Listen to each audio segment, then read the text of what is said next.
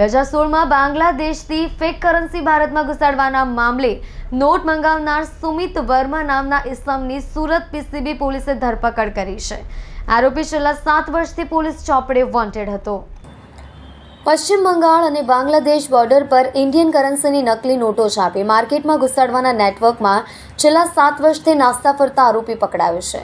પીસીબીની ટીમે પીઆઈ રાજેશ સુબેરાના માર્ગદર્શન હેઠળ પેટ્રોલિંગમાં હતી ત્યારે પોલીસ કર્મીઓ અશોક લુણી અને દીપક નરસિંહને ફેક કરન્સીના નાસ્તા ફરતા આરોપી અંગે બાતમી મળી હતી।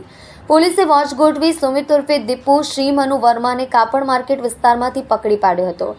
2016માં વરાછા પોલીસે 500ના દરની 172 નોટ સાથે શંકર સુશીલ મંડલને પકડી પાડ્યો હતો। બંગાળ અને બાંગ્લાદેશની બોર્ડર પર તેઓ નકલી નોટ છાપતા હતા અને ત્યારથી અન્ય આરોપી મુરસલીમ જયરમત મંડલ અને સોહરત અલી મંડલને નકલી નોટો આપીને સુરત ખાતે સુમિતને પહોંચાડવાની હતી। સુમિત નકલી નોટના રેકેટમાં મીડિયેટરની ભૂમિકામાં હતો।